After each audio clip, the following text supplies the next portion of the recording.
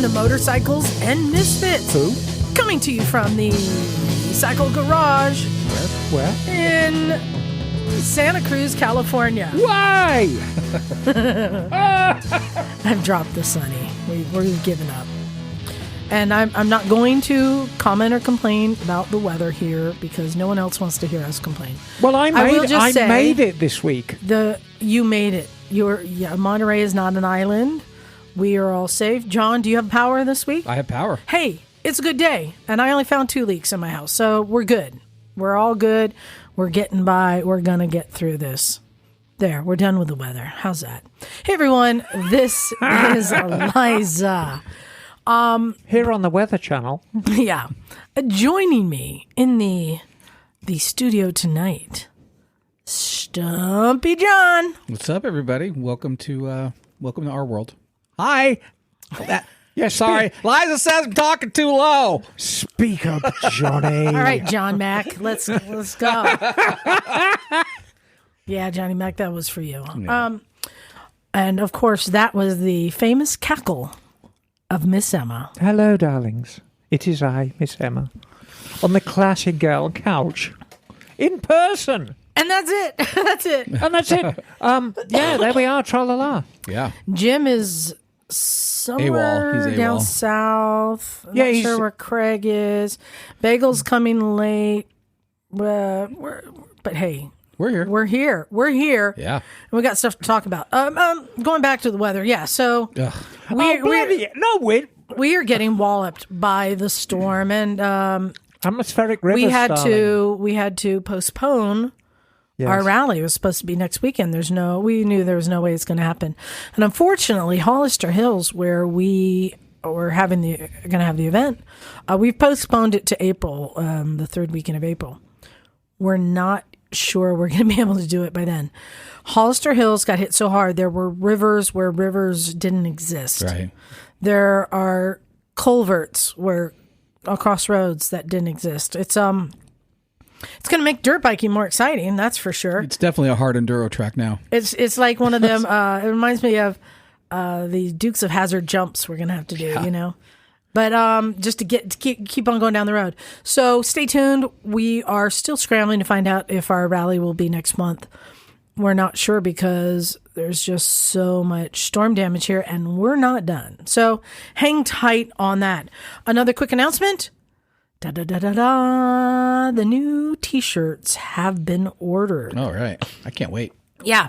So. It's the same as the sticker you gave me, right? No. Oh, it's a different one. Oh, yeah. Wow. Wait till everybody sees our stickers, too. Oh, yeah. We got new stickers, too. Those go out with every T-shirt. If you want a new T-shirt, our new design, these are going out as Patreon rewards. So all of our Patreon subscribers at $5 or more, they get a free T-shirt. It's that simple. Is there any other way to get a T-shirt? These are all going to our Patreon as a Patreon reward. Once all of those have been claimed, Yes. which it's not too late. Yes. So people can still join Patreon and get a shirt? Yep, I think we're going to be going through April. Right. So through April, you can still join and claim a shirt. But if some of the sizes get sold out, then you get less size to choose from. Sorry, John. I think the point I'm trying to make is not only do you get a shirt by wearing the shirt, it speaks volumes about your benevolence for supporting your favourite motorcycle podcast because you're immediately branded as a Patreon subscriber. Oh, yes. I see. You really do want these, everybody. Yeah, that's the shirt so design. join right now. Yeah. $5 a month, right? $5 or more, exactly. Wow. So you're getting basically... Yeah, it's basically covering the cost of the T-shirt and then a little extra money for us. So, tra-la-la. Oh, and by the way, it's a new T-shirt every year. Oh. Not one time. I know some podcasts like, hey, if you give us $20 a month, we'll give you a shirt or a bumper sticker. That's it. Can I open up? Can I throw in a couple of sweeteners? Okay. Let's open up a couple more Miss Emma spots. I think we still have some spots open. Yeah, so make sure that $10 a month. $10 a month, to Miss and Emma. that is unlimited access to me. Unlimited? Yeah, unlimited. 4 in the morning, my bike. 4 in the morning, Wow. I will be sitting in my negligible up in bed answering your questions. Wow. And maybe sending you shots. Oh, that's worth every bit of $10 a month. Oh, and more. $10 and a penny. Forget OnlyFans. It's Patreon. You guys are out of control. So, yes. we have a big guest coming on. Well, he's not that big. Yeah. No, I mean, he's like not... He's like, not that big. Yeah. Where are you guys- I was not pointing at you, John. I was not. I gestured towards you. Not as big as John. Gestured towards you. I didn't say that. So we have a Hall of Famer coming on a little bit. We like them Hall of Famers. Oh, yeah. So hold on to your seats for that. We got a great interview. But first, I wanted to give a shout out to our guests that were visiting us. Yeah. The Germans. The Germans. Yeah. Yeah. Andy and Bita. Yes. We're here from Germany, riding their Harleys around. From Hamburg. And I did ask them, and I think I'm quite disappointed with the answer. Is that where hamburgers come from? Well, I said, is like hamburgers is the big thing? Like, do you have a bunch of you know how you go to some towns and it's all about the barbecue and everyone's competing for best barbecue or best Philly cheesesteak in Philly? Is it best hamburgers? And I'm like, no, not really. I'm like, what? Yeah. No, I think, if you were to give an Italian a piece of American pizza, they'd be a little disappointed with it. And I think so it is with Hamburg. The whole hamburger thing has been elevated beyond its original idea. Not sure, but they are troopers. They are each riding their own hardcore Harleys. riders. They've been here. This is near the end of the trip. They've been here for 3 weeks. Pick the worst year to the come. worst 3 weeks in California history weather, and they've been soldiering on and riding all over the state. So shout out to them for coming down. But because it was not a lot of action in the garage today, we had time to get creative. And I had a crazy idea. I get crazy ideas. It's not your first, Liza. No, I know. Oh, John doesn't even know the other crazy idea. Oh, God. Yes, we'll tell him that. But I thought, it would be a good project, a fun project. I said, what if we came up with our own cookbook, a book of recipes of cooking on motorcycles? Yes. Now, I know this is a much bigger thing on cars, and I've seen this where people have meals that you can cook on the cars, and that's a lot easier. You can pack it. Yeah, exhaust manifold chicken. Exactly. Like, there are recipes for that. Yes. Not a lot for motorcycles. Now, it should be fair to mention that our very own misfit, John Dalton, used to have a little cooking tin on his BMW before the whole thing went up in flames. And he used to regularly cook. But he was a fisherman as well, you see. And in fact, one of the Moto Bandito products that we used to hawk was actually quite brilliant. We need to make this. It was a projector headlight that you could play movies with your headlight. And then it was a popcorn basket attached to your exhaust and a bucket helmet that became your popcorn bucket. Only from Moto Bandito. Moto Bandito, all in one. Moto movie night, right there. So we were talking in the garage about what kind of meals one could prepare on a motorcycle. Now, at this point, this is all hypothetical.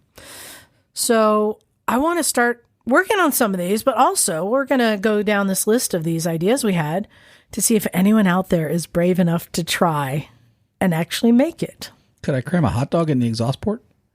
We were talking about that. I'm not sure that that's a good idea. Could be great, too. I don't know that exhaust fumes, cooked by exhaust fumes, is a good idea. That we know that there's a certain amount of unburnt gasoline that goes out. I mean, we already know there's a lot of things on hot dog you don't want to know that's in there. Mm-hmm. No point in adding gasoline to that fire. Never like to put gasoline on my hot dog. I am told that they're made from noses. And ears. Butts and nuts. Butts and nuts. So so here's some ideas we came up with. And also, hey, we want your feedback. If you've actually cooked on your motorcycle or if you think you have some ideas. So, Emma. Yes. Royal Enfield. What do you think would be a great meal to cook on a Royal Enfield? There's no question. Yeah. Lamb vindaloo. No question at all. My favourite, lamb vindaloo and gin. That's Emma's definition of a large afternoon. And so are you using the head, the header, the exhaust? Doesn't what do you matter. Think? This is a good part. It's all the good part. But no, I think a small tin, because you need to keep the flavour in the lamb. Mm-hmm. So you need to you can't eat too much vindaloo, because if you eat far too much vindaloo, your bottom actually drops out. It's a fact. It's kind of like when you eat too many of the gummy dicks. Oh. Yes. Same thing, yeah. And that could be a good game, is hide the key to the lavatory and feed people gummy dicks. No. But no, I think a small tin attached to a warm part of the header close to where the catalytic converter port is, and you could kind of tie it on and then get your vindaloo sauce and your chunks of lamb in there. Is there a certain Royal Enfield that's better than others? Is the Continental GT better than the Meteor? No, I think the Himalayan is the tool for the job. That's probably true. Yeah. And we were talking earlier about this, on some of the old Harleys that had that teardrop-shaped toolkit, that there are a lot of aftermarket companies that make them for cruisers to bolt on. Yes. I think to your swing arm. That could be a good... The swing arm! But the advantage with using the Himalayan is if you find yourself out of lamb, you could substitute goat and go chasing up the hill after Wouldn't it. the Himalayan be vegetarian, though, because it's Indian? Oh, I don't feel so. No? No. Okay. Yeah, so, lamb vindaloo, goat vindaloo as a substitute, yes. So, John, on a Triumph, what do you think would be a good meal? I'm thinking bangers and mash. Ooh.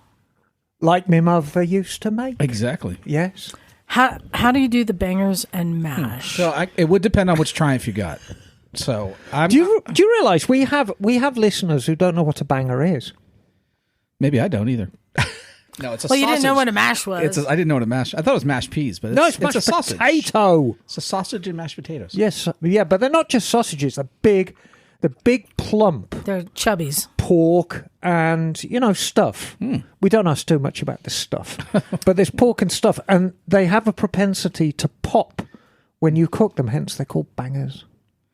So what I would probably do is wrap those bangers up in a nice tin foil and stick it behind the cylinders on a Bonneville. Stick it where the sun don't shine. Exactly. And the mash? The mash? No, it's not with no D on the end, darling. It's just mash. M-A-S-H. Yeah, it's like the Monster Mash. I think I would borrow your tin from the Himalayan and then maybe have to do a mash reheat. Actually, I think you're... wait. No. I could wrap up some... Oh, here we go. I would wrap up some baked potatoes into tinfoil, shove that in there. Yes, exactly. Hook those up, peel them, mash them, call it good. Nope. What? You're close. Just wrap the potato in the foil, cook it, and then just squish the foil. There you go. Any port in a storm. Yeah, and then, you've got to... In true to British comic books from the 1960s, what you have to do is you might have to make a big heap of mashed potato and then stick the bangers in so it kind of looks like the horns coming out of a helmet. Oh. Because, the hero, whenever he'd completed some dastardly task and he went home for his big slap-up tea, he always had a big plate of bangers mash, and it always looked like a big heaping heap of mashed potato with bangers sticking out the side of it. That sounds incredible. Oh, it's great. So on my Africa Twin, my Honda, I was thinking, right? Well, you got two cultures there. So the front frame, Yes. right in front of the headers. Yes. I think I can attach some skewers Yes. and do some chicken teriyaki skewers. Right? Yes. I think I could just put some chicken on skewers and attach it to the down tube on the frame. Yes. And that should get some heat, right? No rice or anything with that? No, I think just some nice teriyaki sauce and no rice or and some skewers. San Francisco me. treat. I have a thing about meat on a stick. I love meat on a stick. You look at anything on a stick, including a lobster. Oh, if somebody came up with lobster on a stick, it'd be a damn big stick. Oh, yes, I've had that. Okay. Oh, very good. Emma. Hello. What do you think would be a good meal on a BMW? Ooh, that'd be a good one. Let me see. Well, let's have a think about what it says there. What about bratwurst? No, I was thinking bratwurst. There's a sausage steam going on right now. Yeah. Well, they're easy. They're Yes. already preformed. No, bratwurst is good. Bratwurst, but where would you toast the buns? Oh, that's easy. Oh, that yeah. On the cylinders. Yes, of course.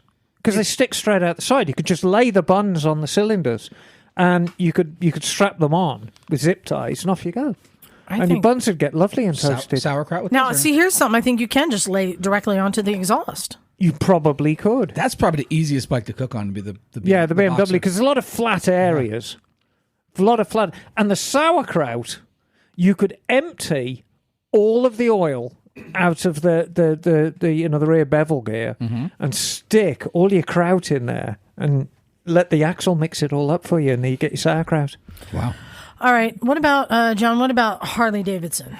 Oh, we haven't finished with the BMW yet. And then when everything's ready, you can holler, the worst is yet to come. Jesus. What do you think on a Harley?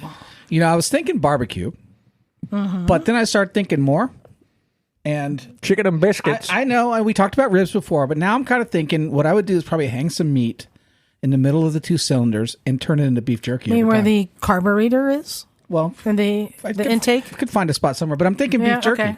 Can I talk a little bit about beef? No, but corn. This is an opportunity for the corn. Oh, well, corn on the cob, certainly. Yeah. But can I talk a little bit about beef jerky? That is, I like to think of beef jerky as being the country and western music of food, in that it's widely admired in America, but often misunderstood outside America. It's not quite as enjoyed outside America. I mean, if you were to give a European a piece of beef jerky, they'd be like, "What the hell is this?" And Now, South Africans have that weird beef jerky that comes in a big chunk. It starts with a B. I forget what it is. Billabong Oh, yeah. or whatever. Yeah, whatever that. I don't know. yeah, Well, all right. Let's go back to Harley. Now, Harleys and big twins like Indians. maybe ribs. There are people who actually do this. I've seen a guy who has created a flamethrower out of his pipes, and he does barbecues with his bike, shooting flames. Again, the gas not so well, good. I think if you're going to do that, you need an alternative source of fuel than gasoline, because no matter how much you burn gasoline, you can't get the gasoline What about flavor. Or You could inject ethanol, yeah. ethanol or gin, Yeah. and Ooh, yeah, interesting. And I love the corn. Where can you pack the corn on the cob? I want some good corn on the cob. wherever you like, darling. Wherever it fits. I mean, technically. Under the seat. Oh, actually, no. On the header, where you have the two pipes going to one, you have those two pipes, which makes like a cradle to strap some corn in. What would you put it in? Tin foil? Yeah. Okay, foiled again. Yeah, I think tinfoil. So here's one that's a real challenge, and I came up with an answer. What meal could you cook with a zero motorcycle? Tofu. Anything microwavable. No, I think it'd be tofu or freaking soy or something. I don't know. Something a hippie. So here's the thing, because you don't have heat. So what food can you cook without heat? Cold food. Nope, that's not true. Ceviche. Oh, God. Hey, and it makes sense. Look, zeros from here, where we've got the land and the sea, right? Yes. This seafood. Chop up some nice fish, white fish. Put in some citrus and maybe some papaya, orange juice. Wrap it up and let it just cook in the juices. I'm on a seafood diet. I seafood. I eat it. food. So here's the thing we need to come up with now. We need to. I want to try some of these.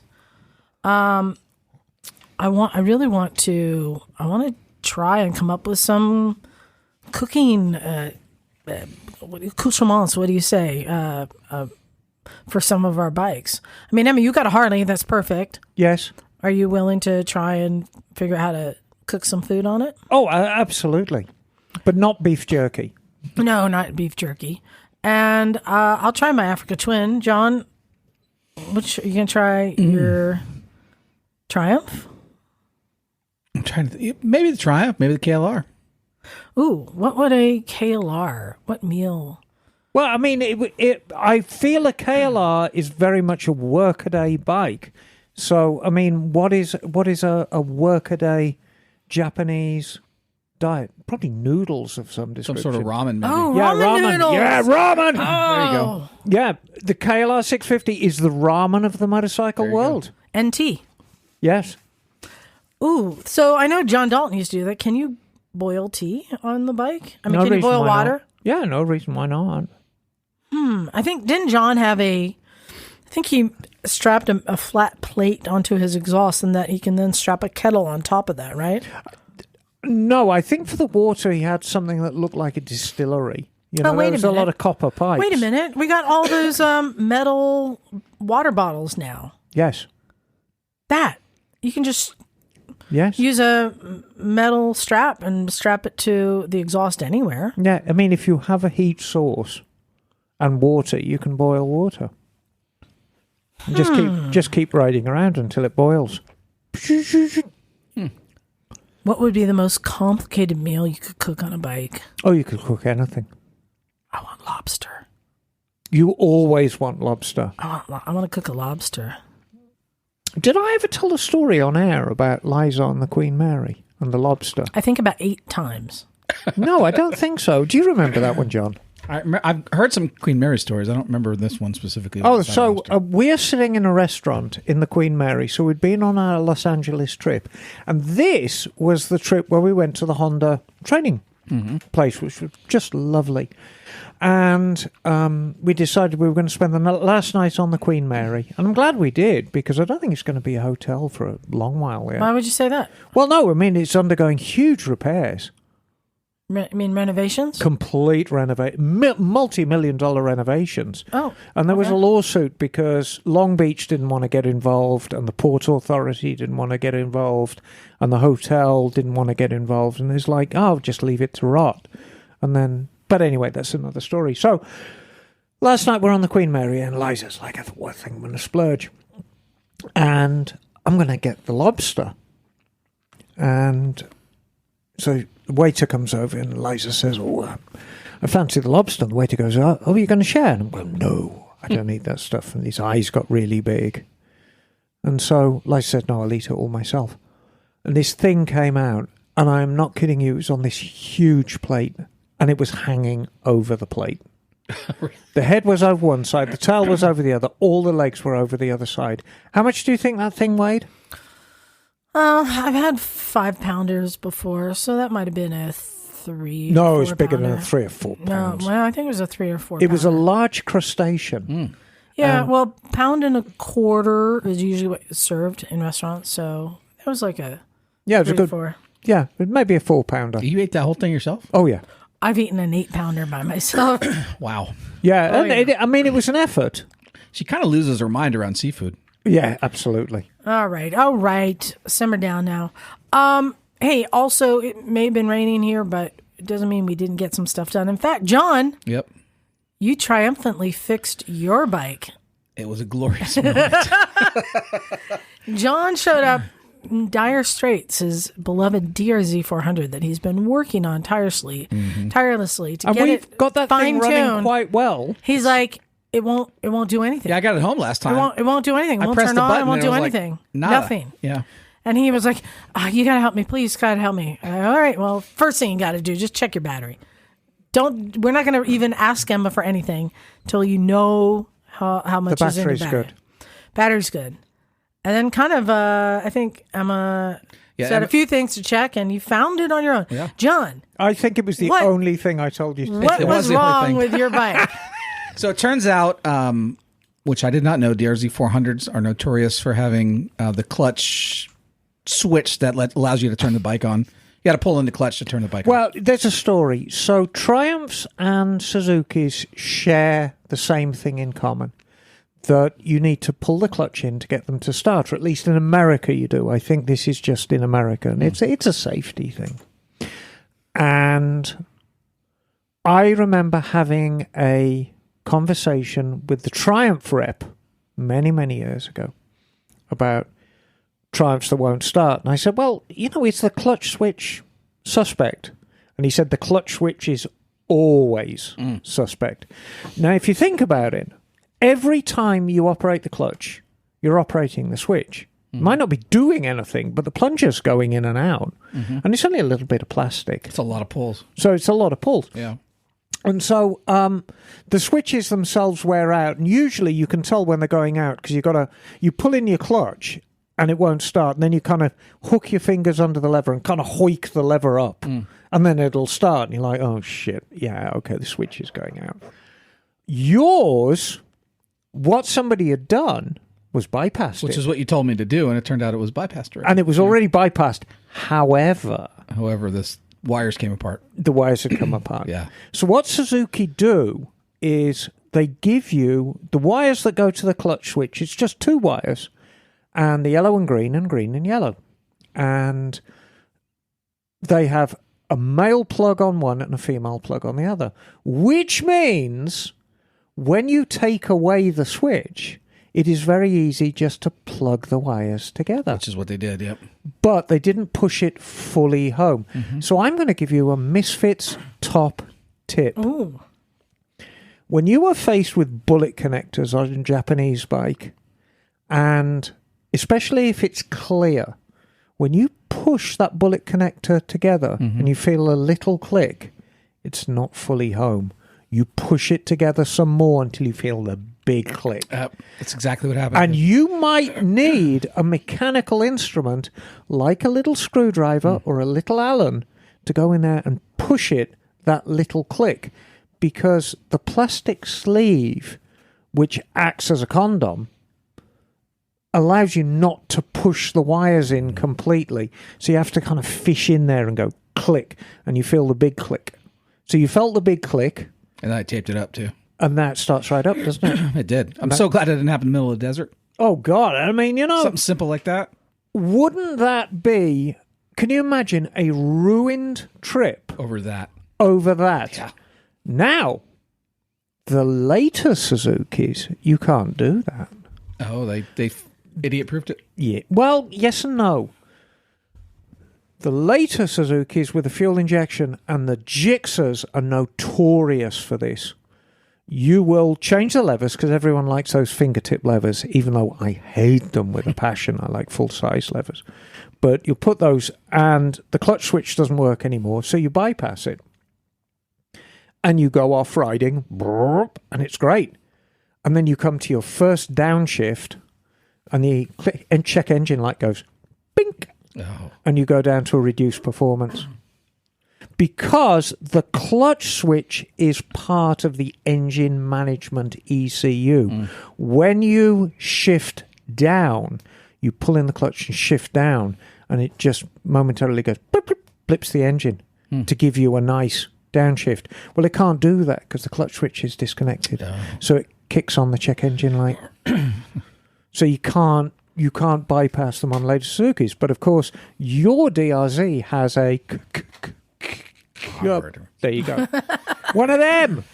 You were so excited when you found it, John. Oh, I was happy. Yeah. Okay, look for the yellow wire with the green stripe, Johnny. You were spot on. Yeah, I've done so many of them. And Triumphs are the same way. If ever you Triumph, you've got lights on the dash and you press the button. And it's different. A Triumph, if a batteries are low on a Triumph, you never get the Right. Won't do that. It'll go rum. And kind of the starter will just kind of do a quarter of a turn and then disengage.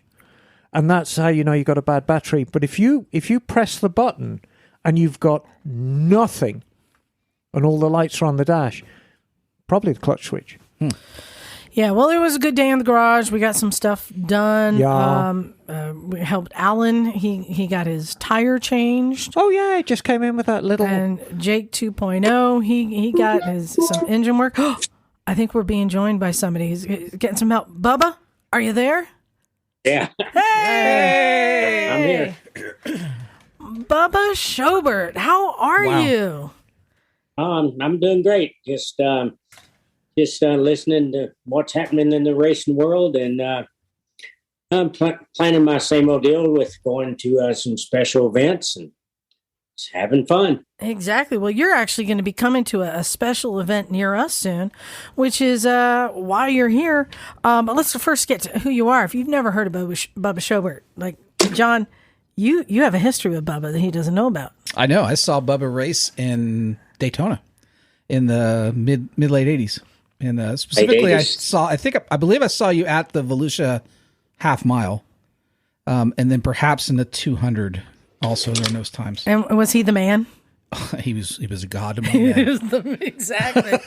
So, Bubba, you've done a couple things. You were 3-time AMA Grand National Dirt Track Champion, and then AMA Superbike Champion, and then you went on to the MotoGP Grand Prix. You're like one of them. I describe back in the day like the cowboys that did everything. You know that. Well, he's got the accent for it, darling. Well, you got that Texas accent, don't you, Bubba? Yeah, I do. And it was really disappointing because I moved to California in the mid 80s, and then pretty much it got rid of my accent. And then after I got my injury in 89, I had to go to speech therapy here in Texas. They give me my accent right back. So my history with you, Bubba, growing up in England, we hadn't really heard of you.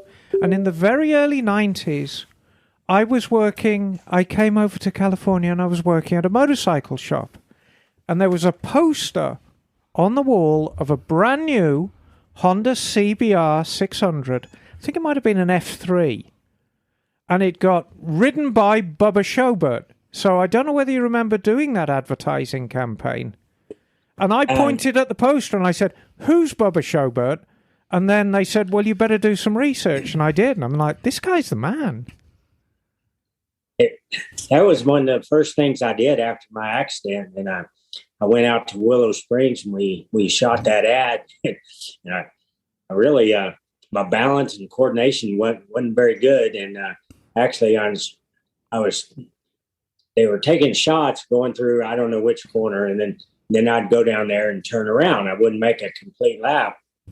And I remember dropping that thing when I was turning around. So that was kind of funny. Well, you know, you sure look good on the poster, and you share something in common with a lot of motorcycle racers, is they suffer an injury and then have to kind of rebuild what they do afterwards. But you stayed involved in motorcycling all these years. Emma? Yes. I want to go back to the beginning. Yeah. Oh, you're starting then. I want to go back to the beginning, Bubba. People need to know the story. Yeah, yes. Let's go back to the very beginning. You started riding pretty young. You started racing pretty young. Tell us about the first bike you got and who got it for you.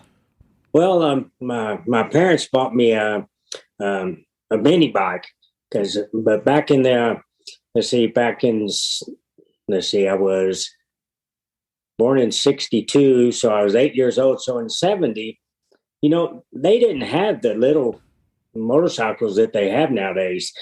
The smallest thing they had was like a Briggs and Stratton. Yeah. And the frame was actually kind of tall. Yeah, I have one of them. And that was it has 3.5 horsepower. And that was my first motorcycle, was a Briggs and Stratton mini bike. And with that pull start. Yeah. That was a test. Yeah. If you could start it, you could ride it. So you grew up in Lubbock, correct? Correct. Yeah. And what got you interested in motorcycles to start out with? Well, as a family, we used to always go on the weekends. We'd go to the lake, the nearby lake, or they had a riding facility here.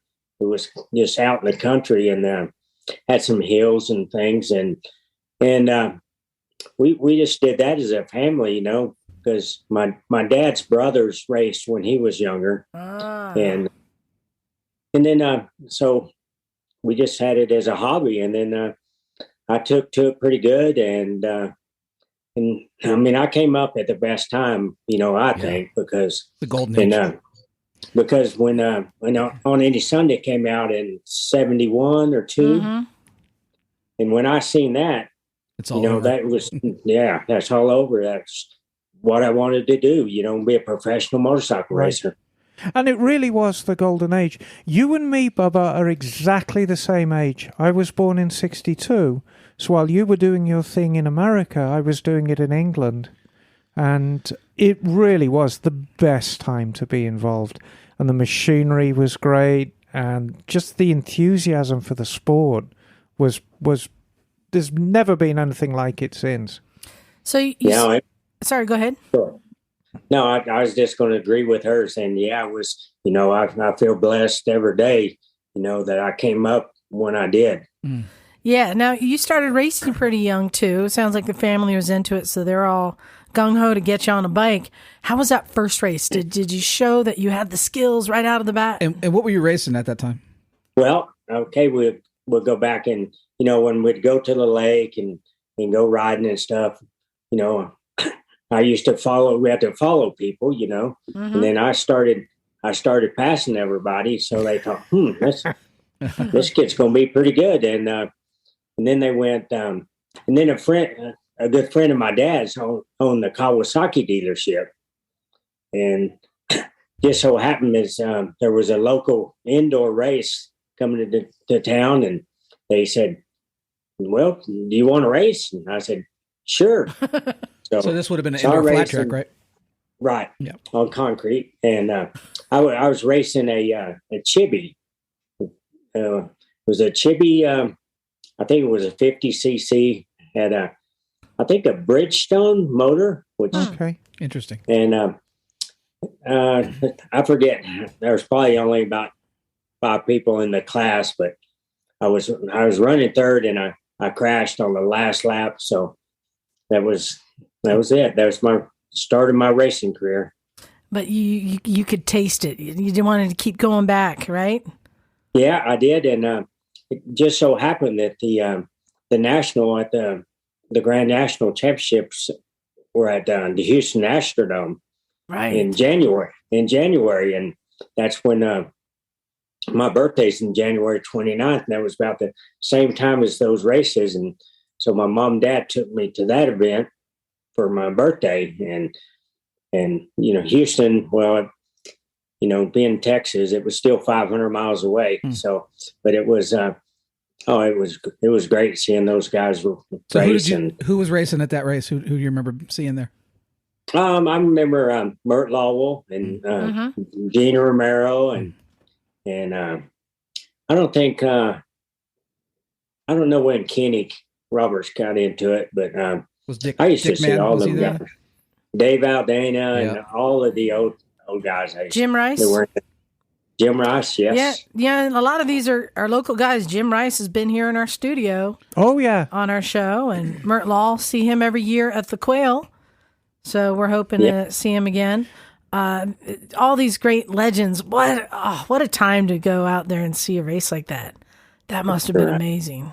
So when you started out, was it mainly just flat track, or were you doing scrambles and early motocross and stuff? I was doing mainly flat track, and then I would do some scrambles, and never did do much motocross, but I would do it later on, and that was just more or less to stay in shape, right. And that's the only flat tracking. It kind of died out here in Lubbock, so there's really nothing else to do but race motocross. And right. I did a lot of enduro racing and stuff like that. Well, and that's, I think, when I refer to guys of your era, the last great cowboys, because you were riding everything and anything, like anything with 2 wheels. Let's go. Let's hit it. I love that. I'm curious about, as you're going up through the ranks and you're racing and you're getting older and you're getting in your teenage years, where are you getting your bikes? I'm curious, was your family providing them, or were you having to earn them?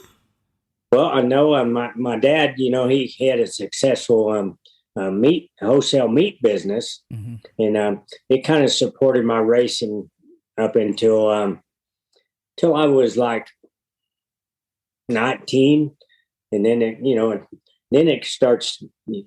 You can amateur race pretty inexpensive. This was, of course, before the outrageous prices on gas and hotels and everything. So, but yeah, he sponsored me. You know, I got help from a few people around town that just, you know, had a little money and wanted to help out. So when did you turn pro? I turned pro in, well, it was when you had to be a novice. When you got your dirt track license, right? You had to be a novice and you had to work your way up to be an expert. And I turned 16 in 78. Mm-hmm. So that was when I first got my novice license. And then I turned expert in 80. Wow. I love hearing stories from a lot of the guys. Like I think Mert talked about, you know, riding to the races and then having to ride the race and then having to ride back home. But it sounds like you had it pretty good, Bubba. Yeah, I did. I felt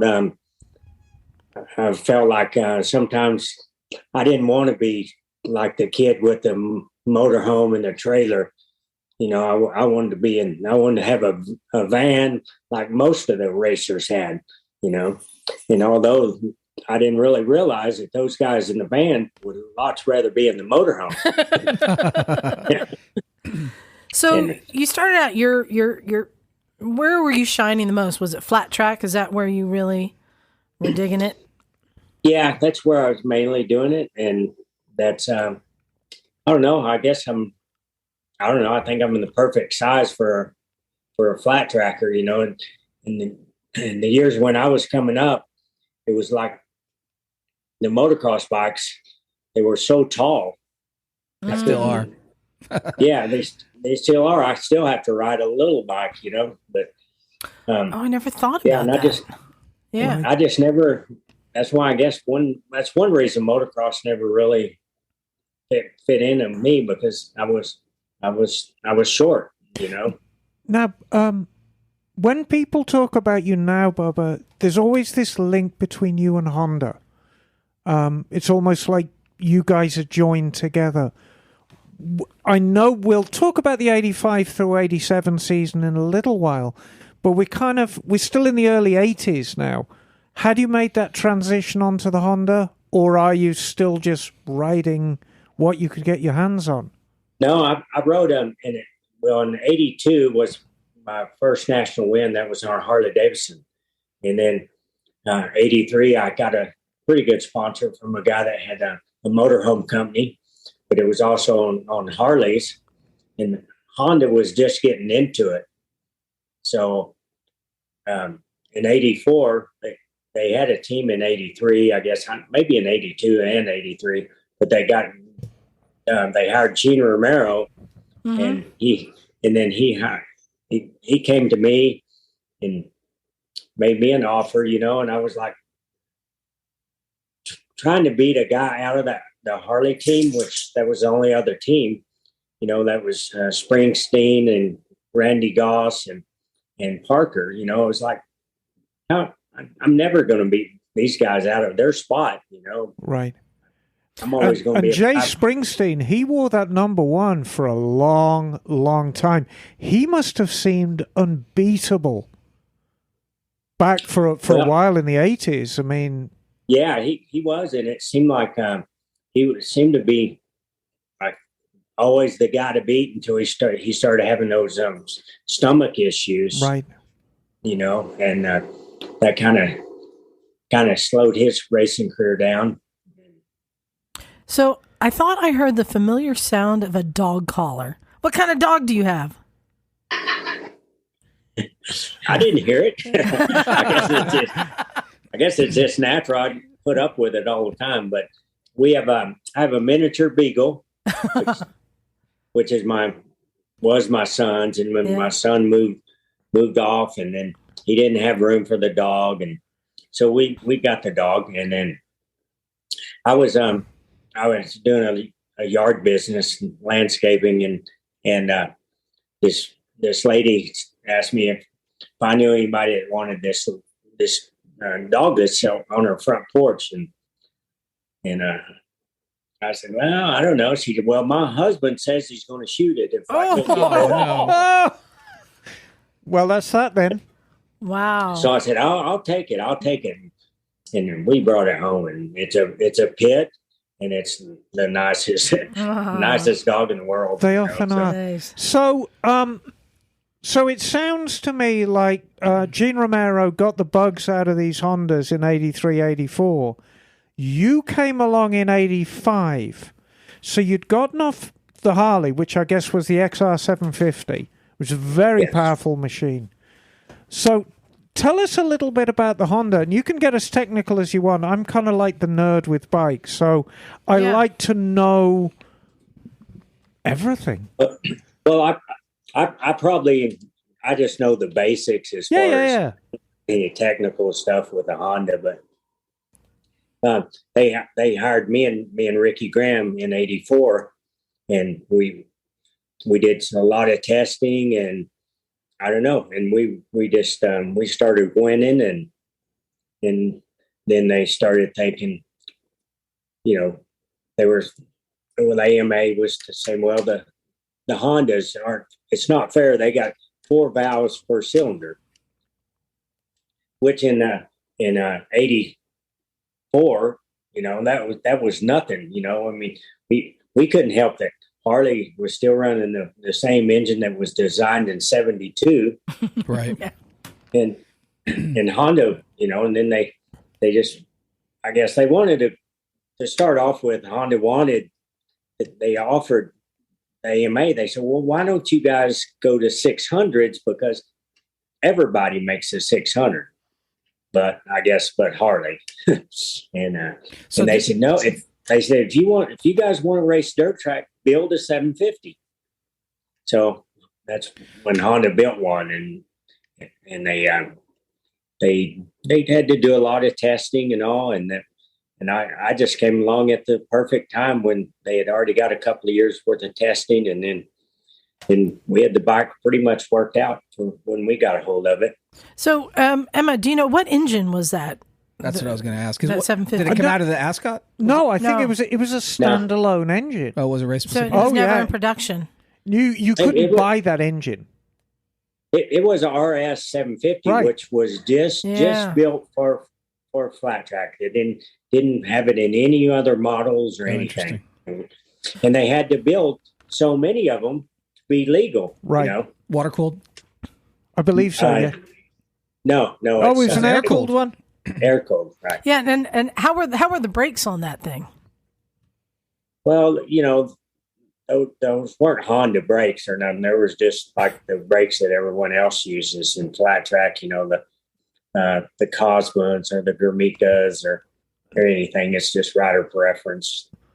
I think that was a time when there was a lot of advancement in the power in the engines, not as much advancement yet in like brakes and suspension on bikes, which I think is why a lot of people who are used to modern bikes now, when they try and ride some of these bikes from back then, it's a death trap. Yeah. I mean, it's a beast. I'm going to ride there at that ride at Quail. I'm going to ride VFR. Oh, okay.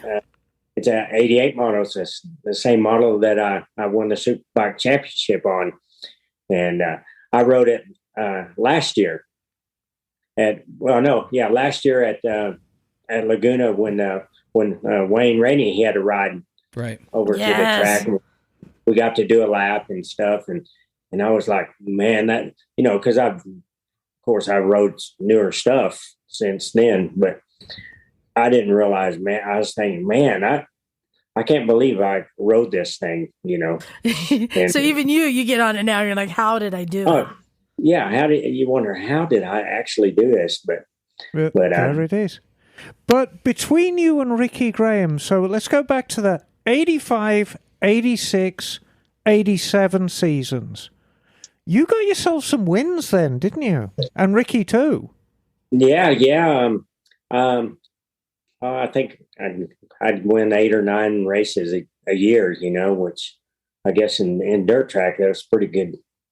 That was a pretty good chunk when there was only 25 of them. Right. So, but I ended up winning the Stroh's beer. They had they put up money for the mile series, and they sponsored a few of the races, and I won that championship. It was a championship within the championship, so but I won that on the mile tracks.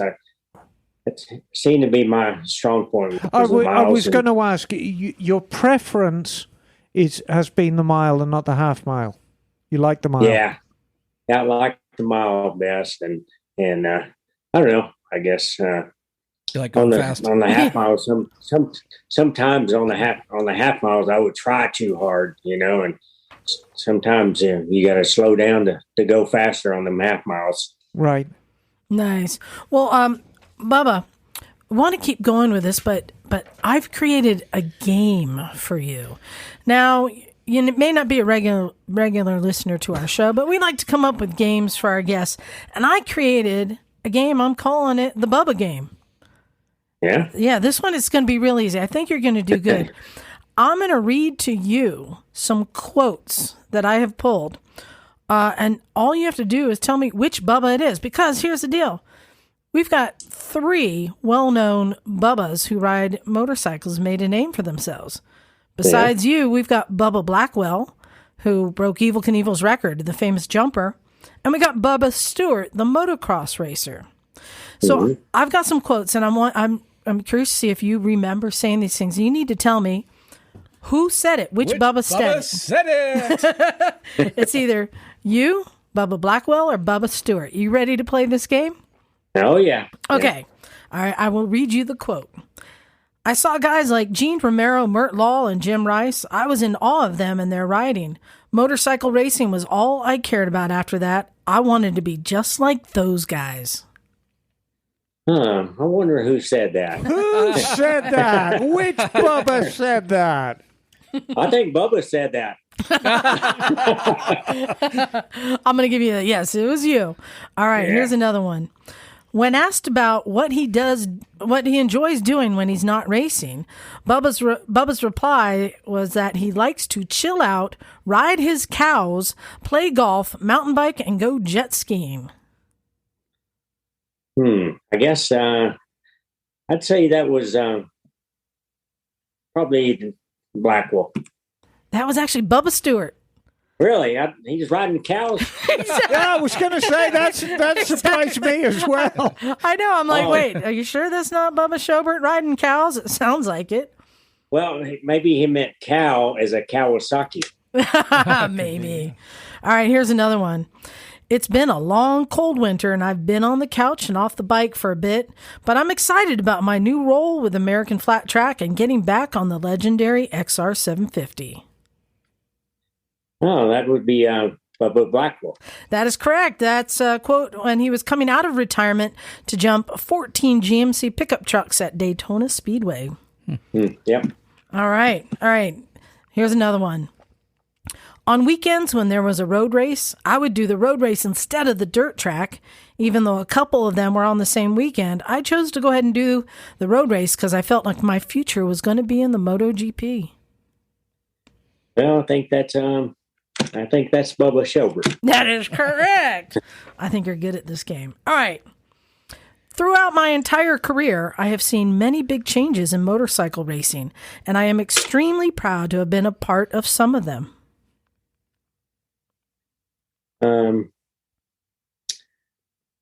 Bubba Stewart, probably. That is correct. And that's when he announced his new team that he's going to be racing with on electric motorcycles in the FIM Explorer World Cup. All right. I haven't even heard that. Mm-hmm. But then I saw another interview that may not have come together. These are quotes from all throughout time. All right. How about this one? Yeah, I ride. I've got a street bike. My wife and I, we go on trips and go riding. I'm having a lot of fun riding with some fast street riders. I've always been involved in motorcycles. It's kind of like once you start, there ain't no getting out. I don't remember saying that. I give it to Blackwell on that one. Nope, that was you. That was me? Well, it could have been me. So I was thinking. Exactly. That's what I thought was funny. It's like, well, Bubba, any of the Bubbas could have said any of these. All right, how about this one? You can't count old Bubba out. There's no telling what that kid's going to do. That's Blackwell. That is Blackwell while he was recovering from his bad crash, where people thought he was going to die. All right, how about this one? I want to thank the AMA. This is such an honor. Out of all the things I accomplished in my career, this is the best part. This is like winning the ultimate championship. It's amazing. Probably Bubba Stewart. That is correct. I'm being inducted into the AMA Hall of Fame, where you already reside. All right, we got 2 more. You're doing pretty good here. Let's see if you can get these last ones. The main thing is, if you get a passion for something, just keep on going. Life is a one-lap race. Just enjoy it while you're here. Blackwell. That is correct. I love that. Life is a one-lap race. Yeah. I love that. All right, here's the last one. The race was in the rain, and the Superbike was a lot more maneuverable than the GP bikes. It was the slowest race I ever raced in, and I won.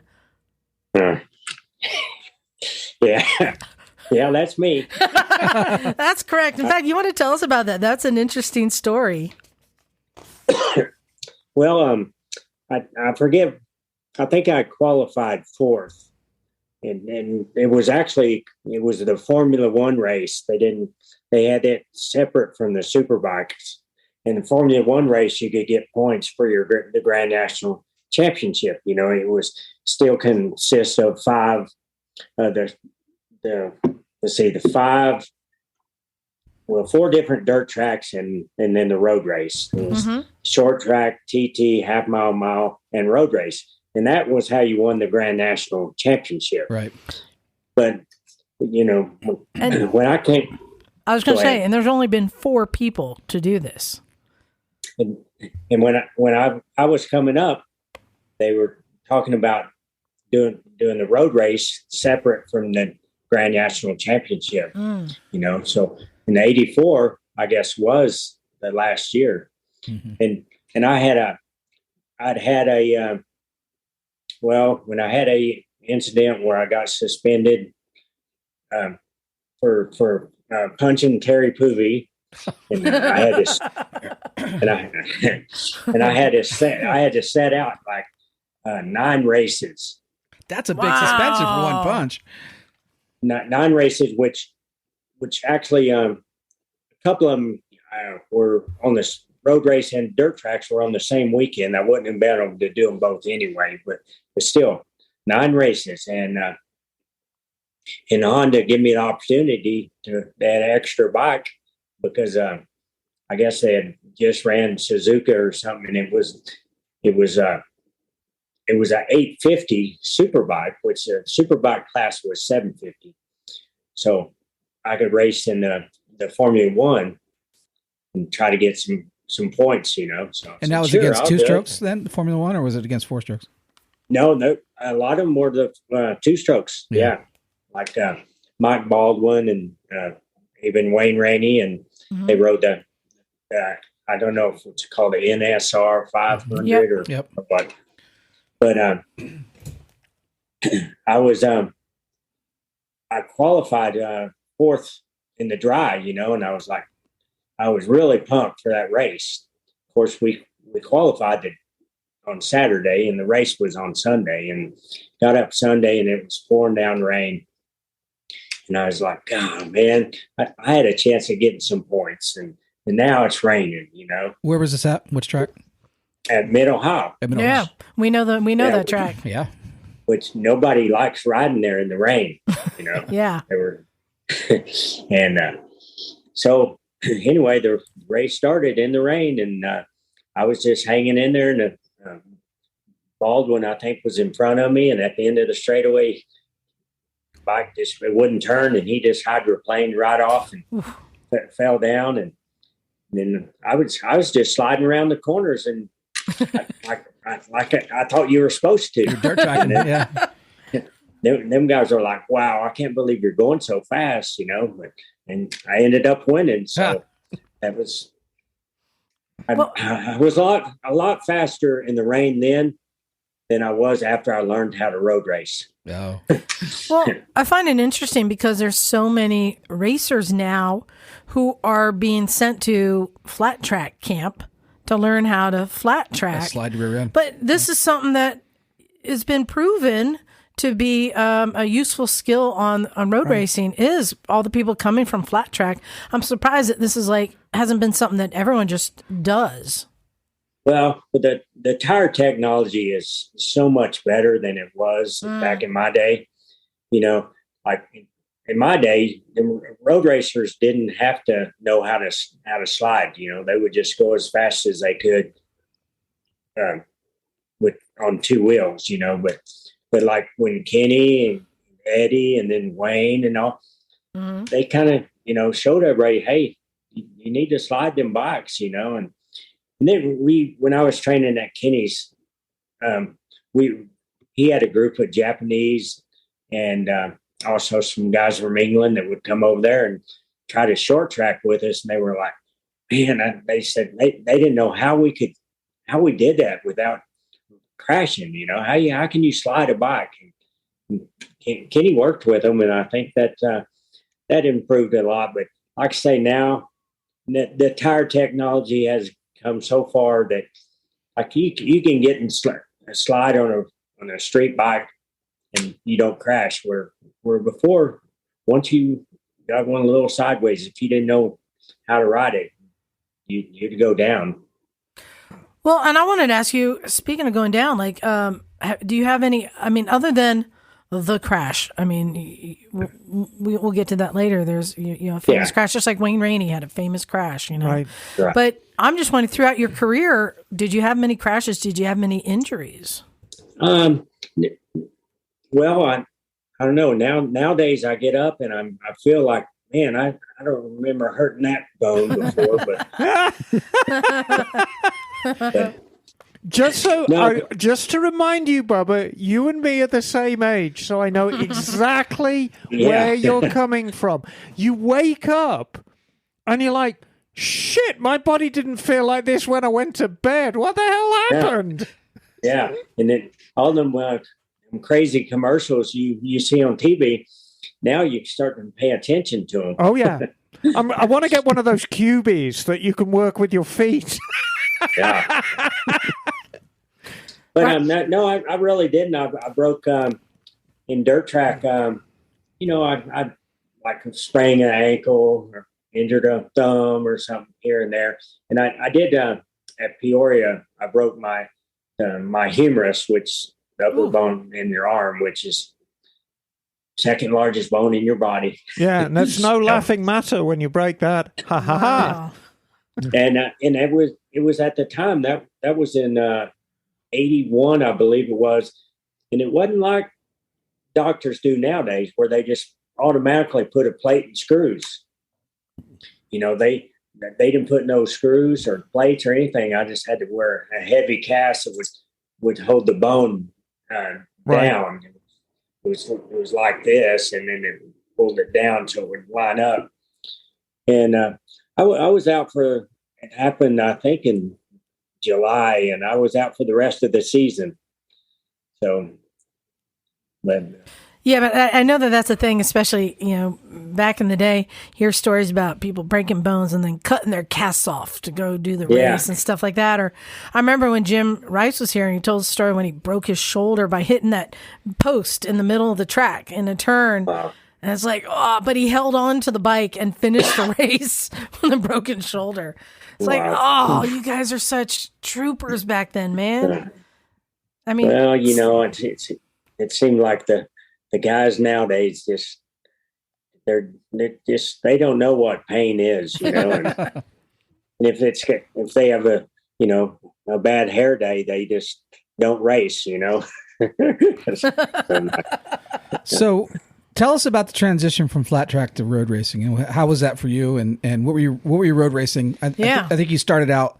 Well, you can tell more, but I know you did both MotoGP 250s plus Superbikes. Is that right, or did you do other things too? Yeah. Well, in my amateur days, I road raced TA 125, with Freddie Spencer. Oh, wow. Wow. It's but the thing was, and I didn't really like. I mean, I liked the racing, but we only had one bike, a TA 125, and you could only ride in one class. Yeah. And you'd go to the races, and how many classes of road race there is. You'd sit around all day long and get to race once, Mm-hmm. And so I chose not to do that, but when, comparing to like Freddie, he had 4 or 5 different motorcycles and he rode different classes all day long, Was he factory then, or was he still privateer? No, he's still privateer. Yeah. And, so I don't know. So that kind of made me, and there wasn't a whole lot of tracks around where I live, and so I just chose to do the flat tracking. But then, like I said, so I never did any road racing other than that TA 125, and then when I got with Honda, and then they had a bike come available, in '84. Where I could ride the F1 class and get some extra points. And that was the 500? No, I was racing the 850s, Okay. more like a superbike. Okay. Right. But against the 500s, yeah. Yeah, and I think a couple of years ago we interviewed Wes Cooley. And Wes, of course, made his name with Suzuki. And I mean, it's why I say you're always associated with Honda.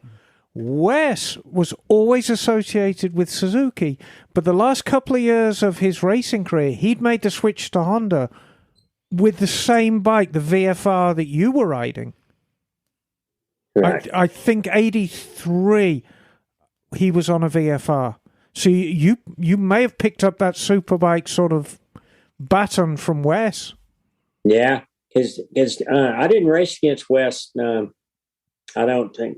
No, I think he had his big crash 83, I want to say. 83. 83 was his big crash. And like yours, it was I hate to say the term career ending because it just changes what you do. And I think that's how Wes regarded it.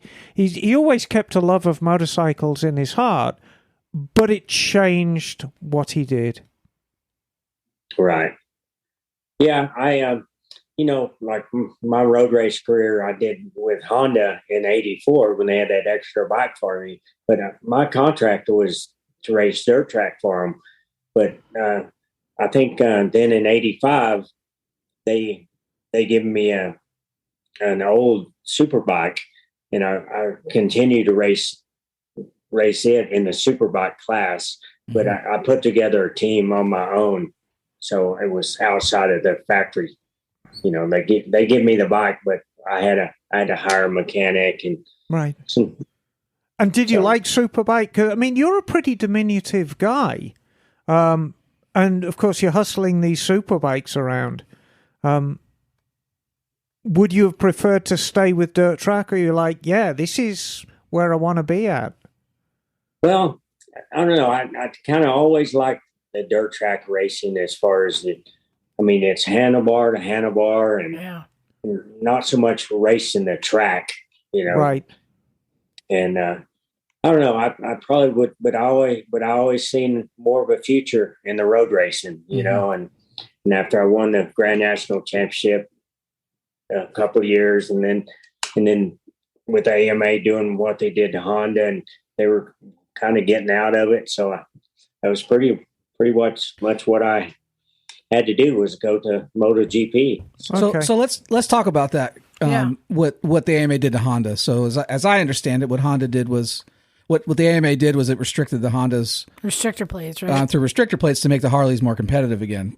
How was that for you, and how did you feel about that? Yeah. Well, I just thought it was crazy. I thought you try to get a company in here to make dirt track racing more exciting, because the Harleys were good, but what is it going to a race and only seeing one brand out there, So, but anyway, and Honda was spending the money to do it, and like I said, AMA told them said, well, if you want to race Grand National, build a 750. So they did. And, of course, Honda, most manufacturers want to get better each year. Right. But Harley was still racing this 1972 model. Right. But it sure had some improvements, but it was still basically the same. Yeah. Still designed in 72. And then anyway, but getting to the, after we started winning and all, and Honda, Harley was complaining, and AMA said, okay, you guys, you're going to have to run restrictors. So we did, and put restrictors on, and actually some of the tracks have made them a lot better, and we were still winning. Actually, that brings up, I have a question for you. I would like to know, what were some of your favorite tracks and least favorite tracks? Probably my favorite tracks was the miles, but I really liked San Jose. Right. There's a mile in San Jose? There used to be. Oh, wow. Yeah. Ask Jim Rice about it. Yeah, San Jose Mile, famous track. Yep.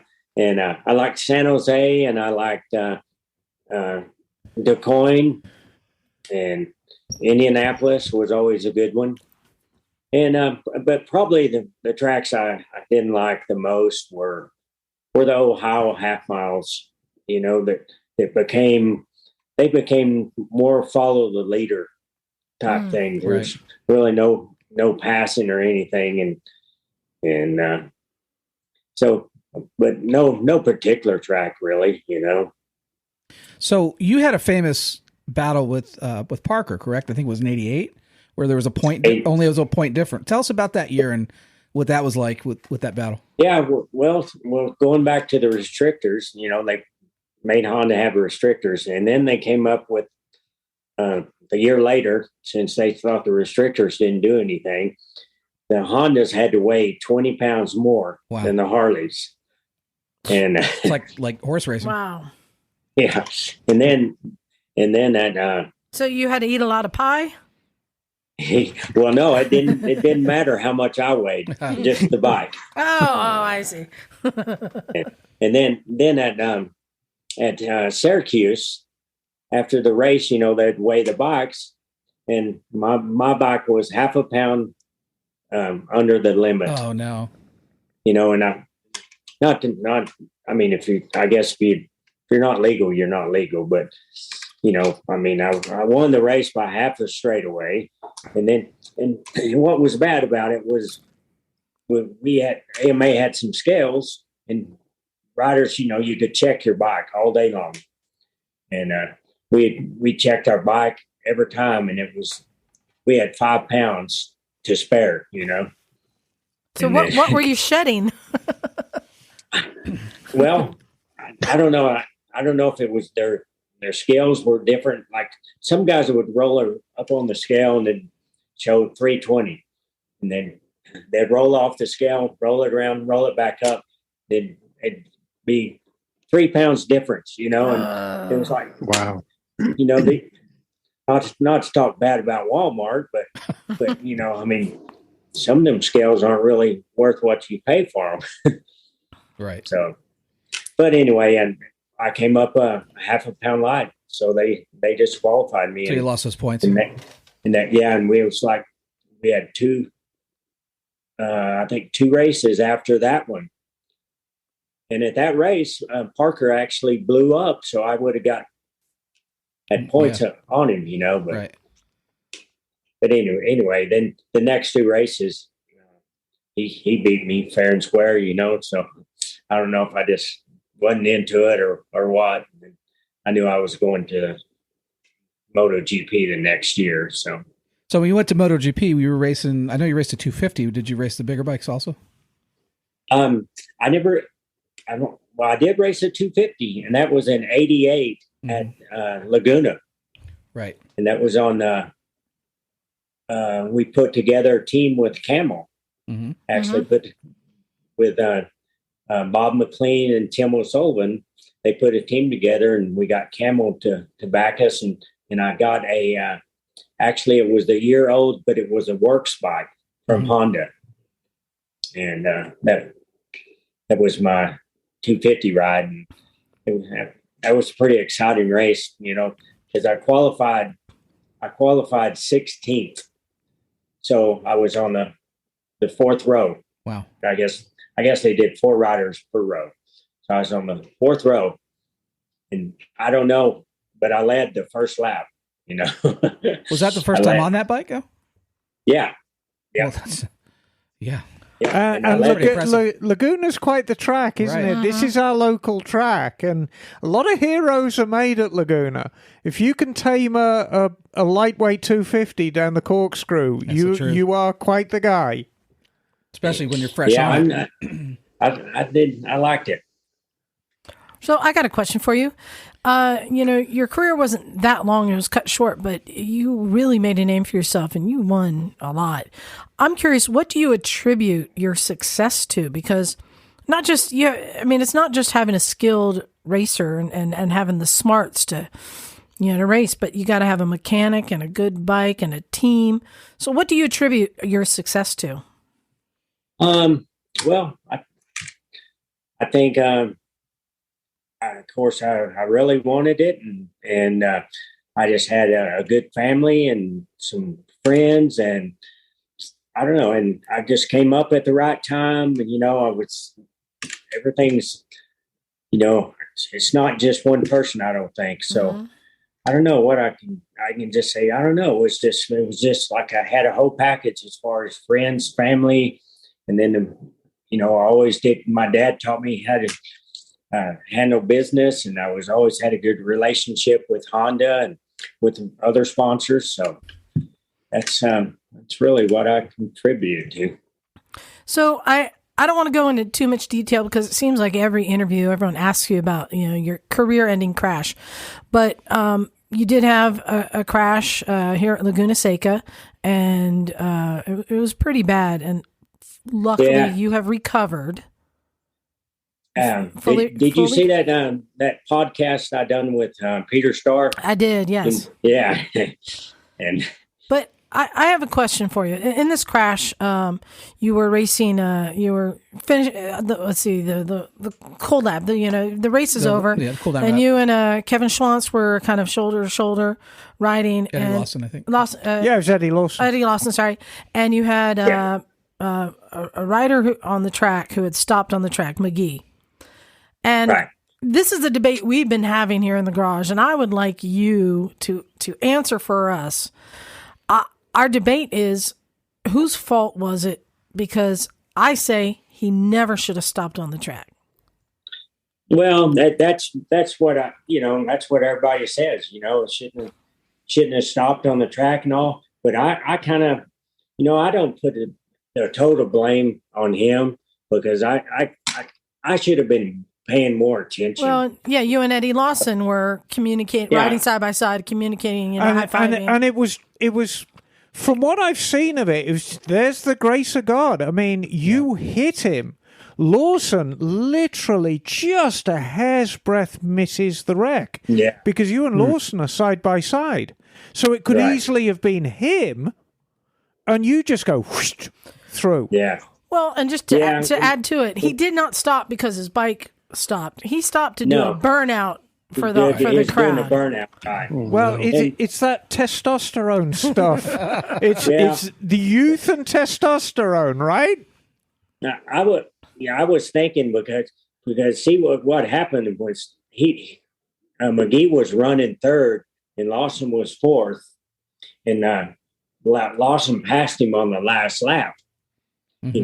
So it was kind of like, and we're kind of on the back side of the track, and it was like like he was burning his tire off because he was going to say his tire, the reason he didn't, so he would have an excuse. That's what I always thought, but right.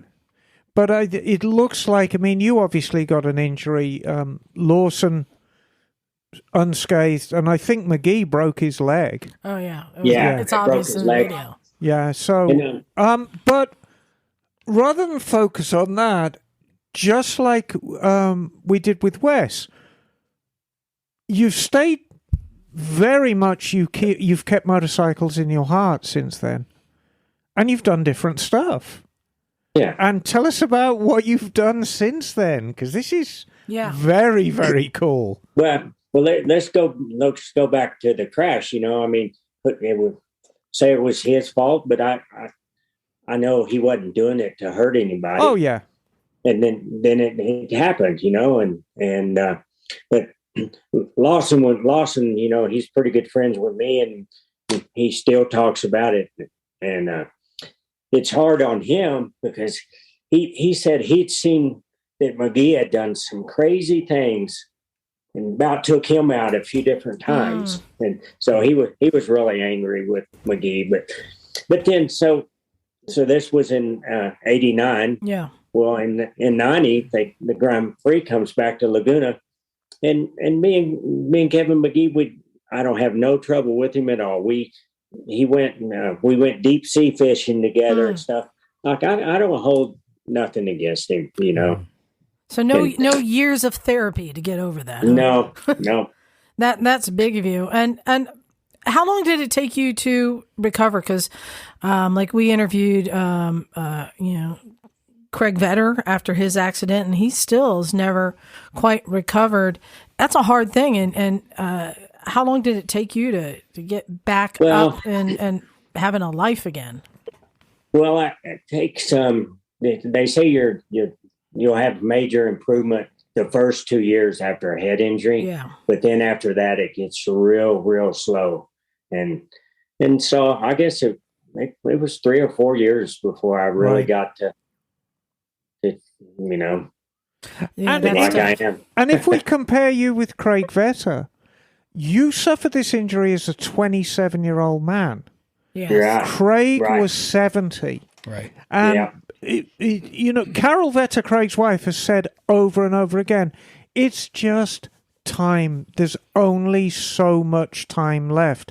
And your body's going to recover from an injury at 27 a lot easier than it is at 70.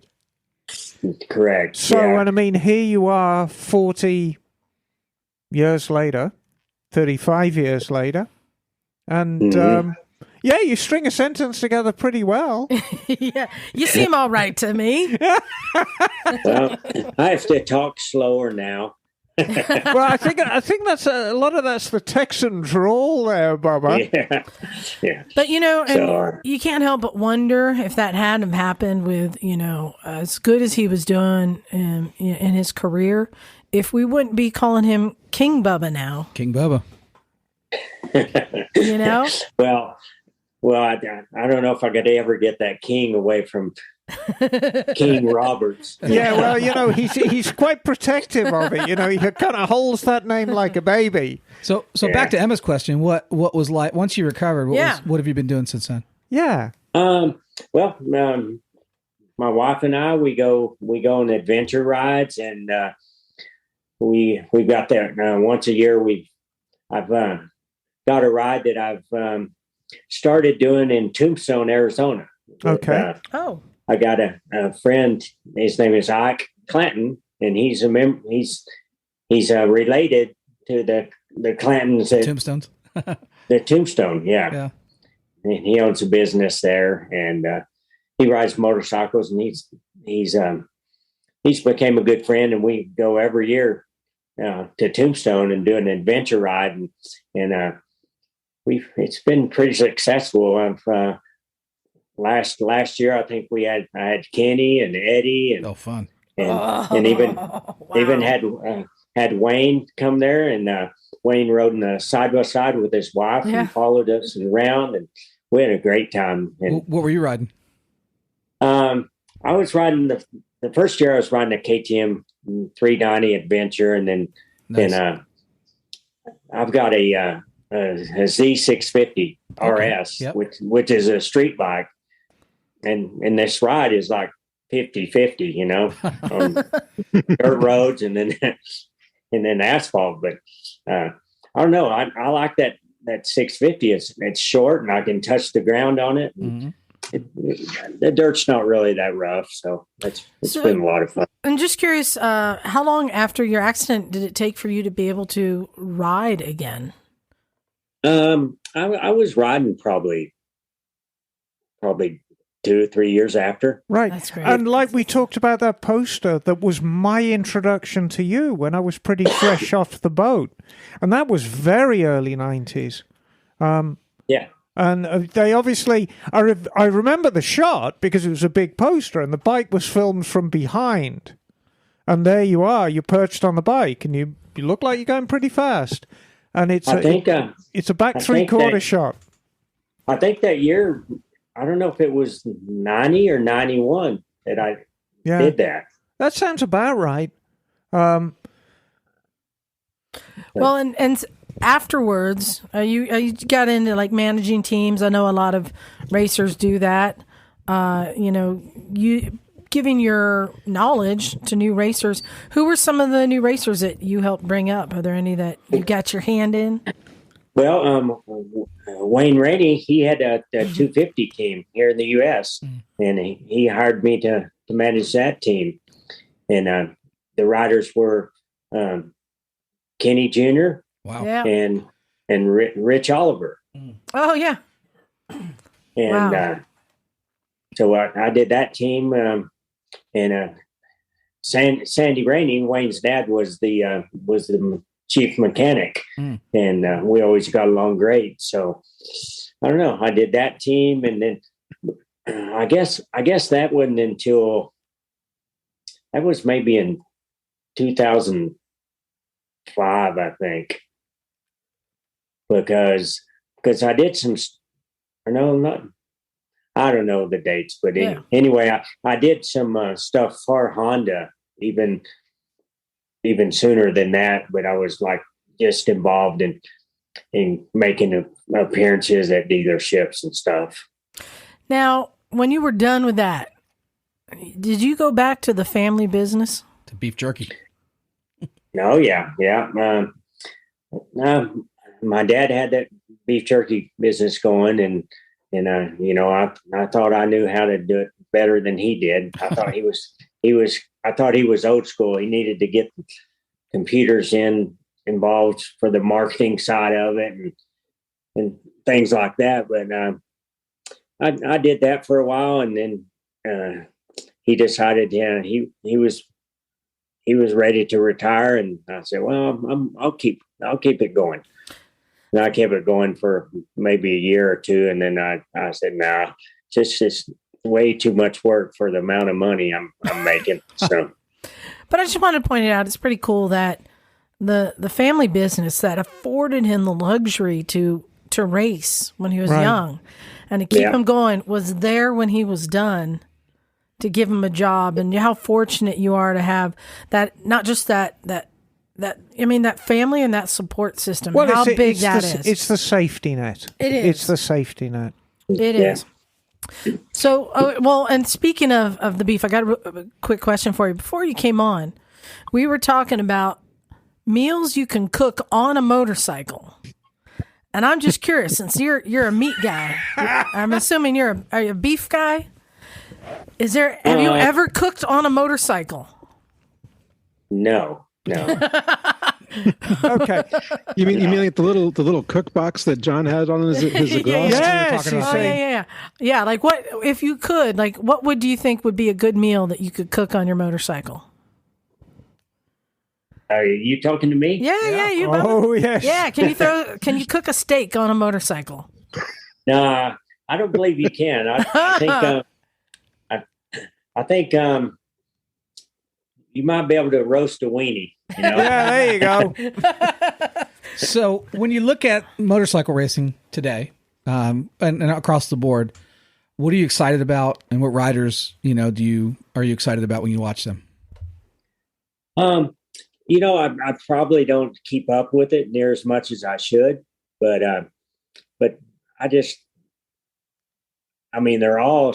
they're spectacular. I know they have the technology, the tires are better, and they have what do they call them? ABS, and they have different stuff. But I don't take anything away from them guys that are the top guys doing that, because they are still some spectacular riders, doing what they're doing and dragging their elbows and stuff. I mean, it's it's quite impressive. And I don't know. I hate this. You like to think that, I wish I could get out there and race with them, but it's a whole different era. Well, again, Bubba, you made such a name for yourself. I mean, you were the guy for a while there. I could only find, how many Hall of Fames are you in? I found at least 3. Yeah, probably 3. Found the AMA Motorsports and the Hot Shoe Hall of Fame. Okay. Yep. That's pretty cool. So which one is your biggest accomplishment? What's the thing you're most proud of? That Motorsports Hall of Fame, I'm really proud of. And, it's mostly cars. Yeah. But they have one, what, I don't know what category for motorcycles. One category, for motorcycles, and you're in it. And then we went to that event, and it was in Detroit at the time when I got inducted in that, and it was pretty neat. I mean, I got inducted at the same time as Bill Elliott, and I was like, oh wow, he was like my hero or something, and so. I don't know. I never really see myself as a hero like those guys are, but I sure I am to some kids. You are to a lot of people, Bubba. We've had, over the years, we've had a few what I would call true champions on the show, and I'm including you in that number. Yeah. And there's a commonality between all of them.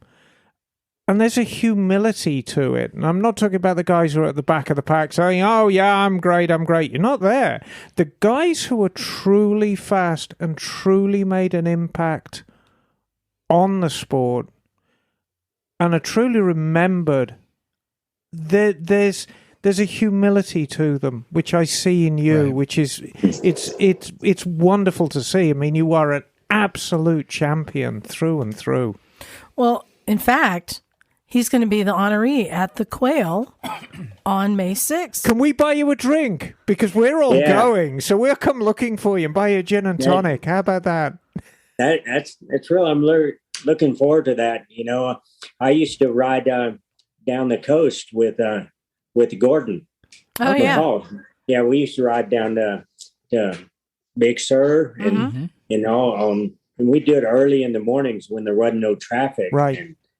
And it was fun. We just well, it's a beautiful neck of the woods, and the Quail is a unique event. I mean, there's nothing like it in the world. It's the bikes are fantastic, the people are great. It's a really special event, and it'll be lovely to see you there. Oh, great! Yeah, I'm looking forward to it. And I've told Gordon, I said, well, if you can, I'd like to meet Clint Eastwood. I've met him before, but I'd like to shake his hand again. And I said, I'm going to have my son and his wife and my new grandson, which just came in November. Oh, so congratulations! Yeah, congrats. And my son's name is Clint, so. And he was named after Clint Eastwood. It was there it is. There you are. Well, Clint used to have a bar in Carmel called the Hog's Breath Inn. I think he sold it now. But he's still around. He's like a lot of people. I don't think Carmel by the Sea is his only home. He shares, he bops around the country. But I hope you get to meet him again. Yeah, I'd like to introduce my son to him that I named after him. So that is awesome. Well, I wanted to thank you for coming on our show. We're looking forward to meeting you at the Quail Motorcycle Gathering in May. And it's going to be such a great event. And congratulations on being recognized again for your accomplishments. It must get tired getting all this acclaim all these years later. No, not at all. Not at all. That's great. I can remember, some of the stories when I lived in Carmel Valley, and I got to be friends with Reggie Jackson. Oh yeah. and we'd go eat. Me and him went to a steakhouse one night, and we're sitting there eating, and everybody that got up in that restaurant, when they come by our table, they'd ask him for his autograph, and I was thinking, man, I wish that was me, I wish that. And here you are. Well, maybe you could autograph Liza's Africa twin. That would be great. Yeah. But actually, I went to Japan early in my career, and I was in a grocery store and getting something for the pits, and to hang out and eat, and this lady said, "Oh, Bubba Shobert," and I thought, how does she know who I am, But that just, and that was in Japan, that's, I guess, where they don't have they didn't have all the other stars and basketball and football and everything. Right. So motorsports racing was one of the top things there. Honda. So. Yeah. Honda's a big deal. And it's funny you mention Reggie, because Reggie is quite the motorcyclist. And he's got a small collection which I take care of for him. Yeah, that RC30 was my bike, and I sold it to him. So what? Oh, wow, that's cool. How funny! I you worked remember on that, Emma? Yeah, I've worked on the RC30. So that was yours. Yeah. It's got seized front brakes now. Mm-hmm. It needs new brake lines. The actual rubber hoses have collapsed inside, so we've got I've got to try and find some original brake hoses, because I don't want to put braided steel ones on. I want to keep the original look. Yeah. So, but that was yours. Well. Yeah, he's still got that bike. He's got sorry. It was a Canadian model. They didn't even have it. It wasn't even offered in the U.S. that year. And not until the following year, I think it was offered over here. But I bought it from a friend of mine that was up in Canada, was able to get it. So he's got the RC30. He's got the Yamaha OW01. He's got a couple of 400s. He's got the CBR 400, which I very much like. And then he's got a little Yamaha 400. I think he's got a Trail 70 in there, doesn't he? Oh, yeah. He's got a ton of like weird stuff. He likes weird stuff as well as the superbikes. Nice. But yeah, he's still going strong. Reggie's the same as he always has been, Awesome. Well, thank you again for coming on. And we encourage anyone who can come on out to the Quail. Will you be signing autographs? Yeah. Gordon's got me set up one day, a couple hours, and I don't know when it is, but I guess it'll be on Saturday. I guess it'll be on Saturday. Friday we do the ride, the Quail ride. Saturday's the show, and on Saturday night I'm invited to a dinner. Yes, we've broken into the dinner. Yes. So you've crashed the dinner? We've crashed the dinner. So if there's a commotion at the door and you see all these large bouncers heading towards the door, that'll be us trying to get in. Rescue us, please. Well, maybe I'll have an extra pass. I can slip you. That'd be awesome. Thank you. All right. Thanks, Bubba. Awesome. Well, thank you. We'll see you soon. Okay. Thank you, guys. All right. Thanks, Bubba. Enjoy it. Take care. Wow, what a cool guy, huh? Yeah, lovely interview. But I stand by what I say. When you get a true champion on the show, there's an air about them that's very, very nice. Guess who joined us in the middle of all that? The Bagler! The Bagler! Bagler! Fresh off the road. Yeah, how was it, Bagel? I was good. Oh. Yeah, took a trip up to Astoria. Bagel got a thing. I did. Bagel got a thing. I picked up a thing along the way. Oh, tell us. So I've told you before about the Bajaj scooters that I've gotten into. So I keep an eye out for Bajaj parts online, and I found on eBay a Bajaj motor that was being auctioned off, and the 150. Bajaj 150 4-stroke. Okay. And back up there, right up there, is a Bajaj 150 frame without the engine that I bought for $50 with a title. And I figured that excuse me, I've got all the other parts for it except the engine. So if I could find another engine, I could put that in there, and I've got a running bike. And so I saw this engine on eBay and figured, well, I should bid on that. And so the auction, I was watching it as it was going on. There were no bids on it. I was thinking, I might get this pretty cheap. There's nobody really interested in it. So I was watching it. And then the auction was getting ready to end. So I put a bid in on it right at the end. And I was the only bidder. And the opening bid was 99 cents. So I got the engine for 99 cents. Now they put a shipping cost on there for 250, hoping that they could something and get a little bit back. There's the rub. But there was a pickup option. So I said, oh, I'm nearby. I'll pick it up. So you got an engine for 59 cents. 99 cents. Wow.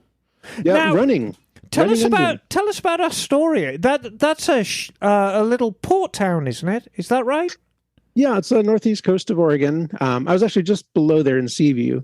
I was visiting a friend up there for the weekend and had a lovely time. It's a beautiful area. So what you missed, we were talking about meals we could cook on various motorcycles. We missed that conversation. And we talked about what meal you should cook on a Royal Enfield Himalayan. And I, of course, said lamb vindaloo. What do you think on a Bajaj? So you can't have vindaloo. You think chicken tikka masala? It would be really tough to cook on a Bajaj because the engine is tucked right up underneath the middle of the frame. Well, you need something self-contained, like an onion you bhaji. Need something very... Oh, you know what you could do? Yes. You could take some naan, cut it in half, wrap it in tinfoil, and stick it on either side of the exhaust. See, I'm thinking tandoori oven. It's almost it's almost like a tandoori chicken thing. It is a tandoori oven on wheels. That's perfect. Very nice tandoori chicken a la Bajaj. Bagel, have you ever cooked on a scooter? I have not, but I will say that the Heinkel puts out a tremendous amount of heat. And if you strapped a couple of bratwursts and a little pouch of sauerkraut on the side of the exhaust, that would be done in like 20 minutes. Fantastic. And Bagel, you missed our German guests who were here today. Yes, I did. I'm so sorry I didn't make it in time. But apparently we've been told that your accent is quite authentic. Yeah, because I always make you read his emails. He approved. Yes. He approved. Oh, cool. And Bagel, you have some other news. I do? Oh, yes. Yeah, about your other Heinkel. Yes, I am going to be showing my Heinkel Parallel Moped at the One Show this year. What? Congratulations. Very cool. Thank you. I'm very Perla, it's... Wow. It is simultaneously my oldest and newest vehicle. Yes. Because it's a 1957 and it has 2.8 miles on the odometer. It is brand new. Yep. Yes. It's like it's been ridden like once maybe. Wow. How long have you had this? I've had this thing now for probably 13, 14 years, I think. I never seen it. I am proud to say I've never had it out. Yeah. I was custodian of that down at the Jameson for a couple of years. That's right. And it was so well received because there's nothing like it. It's quite no one's ever thing. seen these. Yeah. Yeah, it is a beautiful bike. It is a cast lightweight aluminum alloy frame. Surely you mean aluminium. Aluminium. Yes. Thank you. And it's super, super lightweight. It's just a lovely little thing. Where did you find it, Bagel? Beautiful design. I found that on eBay, actually. Oh wow! It was quite the ordeal to get it because I back in the days eBay was a little bit clunkier, and I was watching the auction and I put a bid in on it and somebody outbid me, and I was like, damn! But I gotta have this. I gotta have this bike. So I figured I'd snipe it at the last second. So I was up. I was like, all like just my adrenaline was going at the watching the seconds tick down, and at like 10 seconds, I put a bid in on it to outbid the person that outbid me, and eBay logged me out. Oh no! I was like, panic, and I'm like trying to log back in, and I mistype my password, and it doesn't let me in. And I finally get in, and I refresh the page, and the auction ended, and I was like, no! Oh no! So in a panic, I wrote to the seller and I was like, I was going to bid on your auction. I'll pay more for it than the other guy was going to pay. Please, I just need to buy this bike. Please, is there any way I can get it? And the seller's like, sorry, the other guy won it fair and square. But if you want to write to him and ask him if he'd be willing to sell it, you could try. And I said, okay, let me try. And I wrote to the other guy, and he wrote back and he said, how much would you like to offer? Oh, and I thought, I've got a chance. Yeah. So he got it for $760, and the gears started turning in my head, and I was like, I don't want to spend too much on it, but would you take 1,000? And he wrote back, he's like, okay. Yeah, he made money for doing nothing. So I sent him the money, and he notified the seller, and the seller, I arranged with the seller to have it shipped to me. So then I got the bike. There you go. And it's good time for me to share my news, because alongside the Perla, yes, I will be exhibiting at the one show again this year, 3 for 3. And this year I am so excited. Do you know what I'm taking? I do. Yes. The Guzzi. Yes. And I built that Guzzi years ago. I was strolling through Facebook, and I built that thing 8 years ago. Such a beautiful bike, though. I remember. And it needs to go to the one show. Yeah. So and didn't you sell that bike and then bought it back again later? So to Craig. Well, when I first opened Moto Town 2 years ago, can you believe it's 2 years ago now? Wow. Yeah. Everyone told me Moto Town was going to be a roaring success, but the only person who really wasn't sure about that was me. And I sold the Guzzi. And the moment it rode away, and I didn't want to sell it to a stranger. I wanted to sell it to somebody I knew. And kept it in the family. Kept it in the family. And Craig made me a very fair offer for it. And I regretted it the moment it rode away. But frankly, the amount of money it gave me in the bank at the time was far more important than owning the bike. And, Moto Town has served me quite well. I'm not a millionaire. It's never going to make me a millionaire, but it's a living. And it showed up down at the Misfits, about 6 months ago? Mm-hmm. And I thought, my God, I miss this bike. And there's so much of me in it. And I said to Craig, and he mentioned he was selling it. And I said, well, I know I sold it to you very, very cheaply. If you really think you can get a great deal more for it, by all means sell it. However, I'll always give you back what you paid for it. And he obviously thought about it for a couple of weeks, and he said, yep. That's great. He's a stand-up guy, and he sold it back to me for exactly what he paid for it. And I'm so glad to have that thing back in my life. And it's green and metal flaky and loud. And I normally don't like green. Nasty. But I like that green. Yeah. That is actually House of Color Green Go. But it's the big metal flake too. It's a bass boat flake in it. Yeah, it's a bass boat flake. When I built my chopper and I was getting it painted, I wanted a big flake like that. And my painter wouldn't do it because he said it was a nightmare in his paint guns cleaning it out. Oh, it is. It's an absolute nightmare. So the process to paint the Guzzi, so if you go up to the one show and you see it, what we did was we laid on a beige primer on the tank, and then we painted the tank gold. And so it's a base colour gold, a very, very soft gold, almost like what you call a champagne colour. And then we laid on some very, very heavy gold flake, bass boat flake. And then we just started laying on the green, the House of Colour green. I think it's 3 coats of green till I just got the right amount of green. Said, right, stop, we're done. Put the graphics on it, put the black stripe on the tank, tons of clear. Out the door we go. It's beautiful. Yeah, I love that thing. I have a question. What exactly is the metal flake made of in the metal flake paint? It's flakes of aluminium. Ah, very, very thin. Yeah, it's very thin.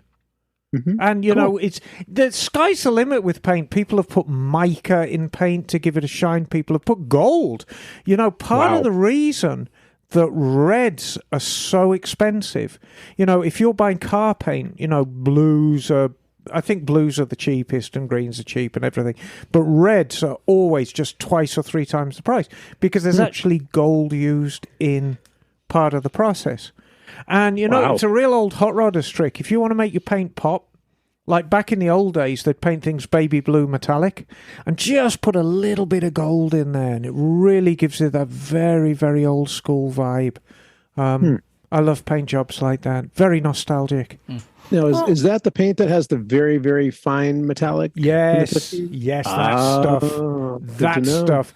You know, when it comes to metallics, I'm crazy for that big bass boat flake, but I love the really fine stuff as well. Yeah, and that's too. mica in there. That's really, really fine, almost like grains of sand. It's fantastic, and it gives such a good sheen if you build up the clear on it. Well, congratulations to both of you. Yeah, we're going to have a good time. 2 Misfits showing. Well, and more than that, because you will be going up as well, of course, representing, doing a journalism thing.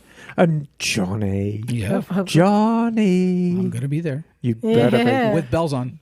So we need to start talking about accommodations, Bagler. We'll get to that, but first let's talk about emails. Let's talk about sex, baby. You have an email there to read, Emma? You and me.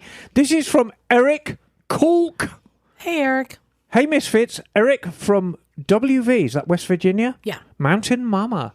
Take me home, country roads.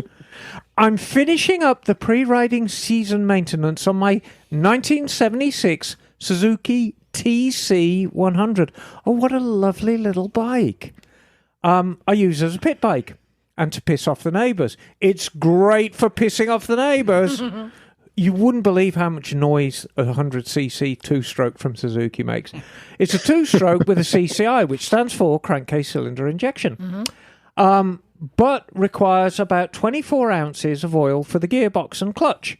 The service manual calls for either Suzuki transmission oil, SAE 20W40, I beg your pardon, either Suzuki transmission oil or SAE 20W40, both of which are unobtainium. Should I go for with a heavier warm viscosity 20W50?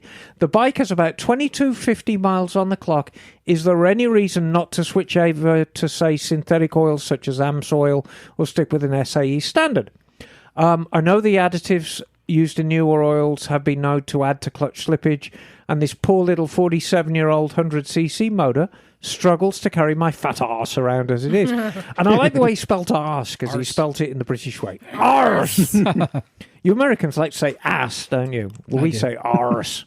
What's the best option? Right, we're going to talk a little bit about oil. Let's talk about oil, because it can be quite confusing. And I'm going to paint, as always, I'm going to paint in very, very broad strokes. When you have a multi-weight oil means there are going to be two numbers involved. The most common is 1040, 2050, whatever. What that means broadly, when it is cold, the oil will behave as a 20-weight oil.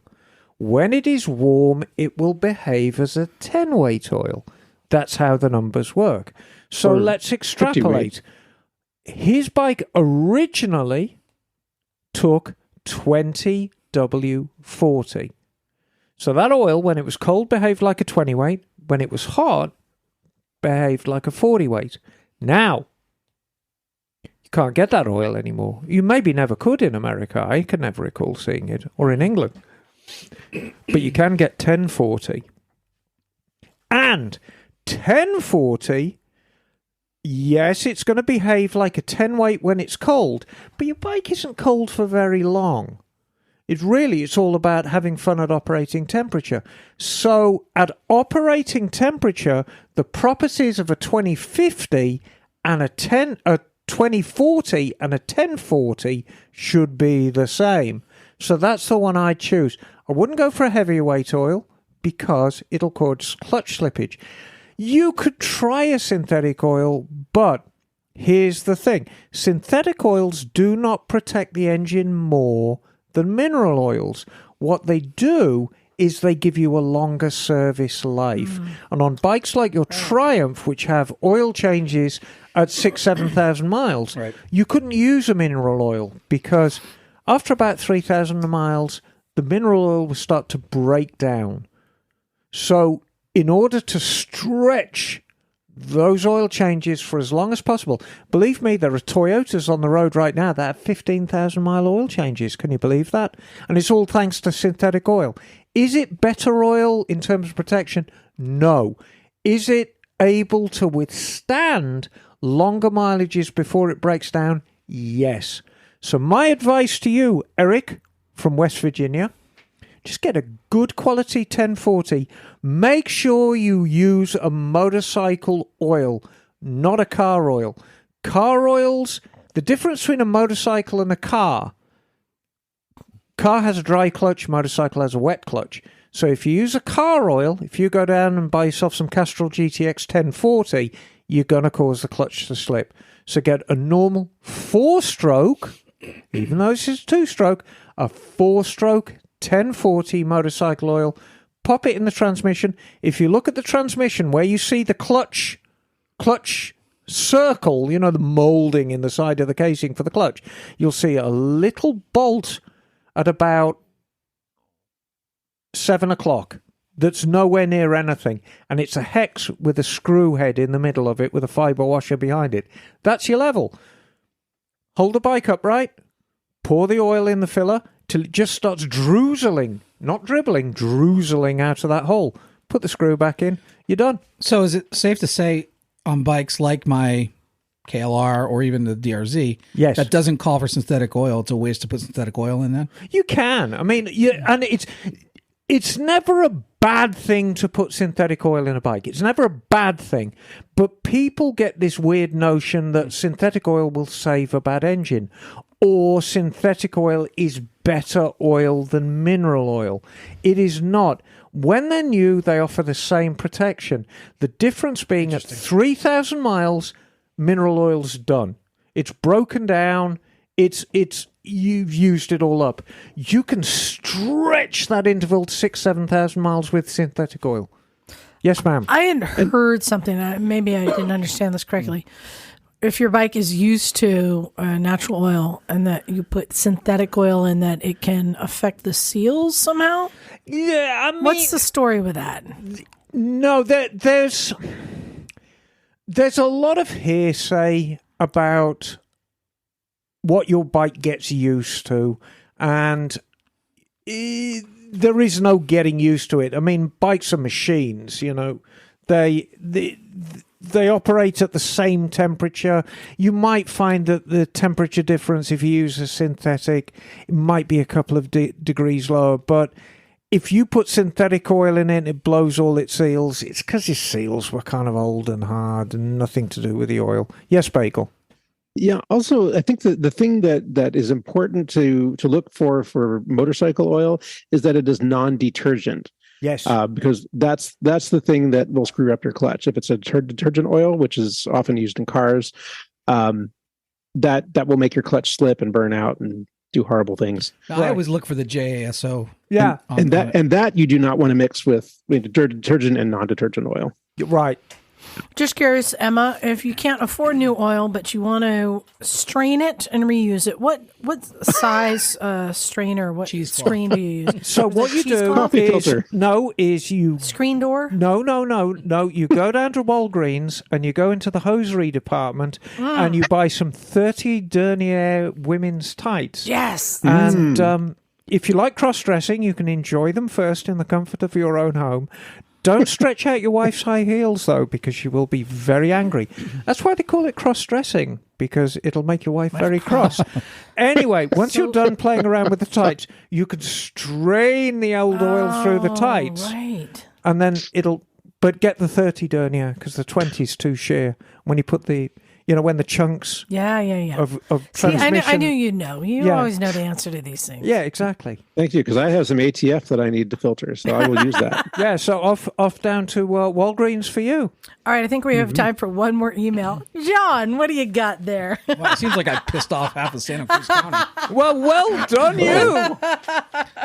It says, come on, Stumpy. It's from Kelly from Scotts Valley. Hey, Kelly. Hi, Kelly.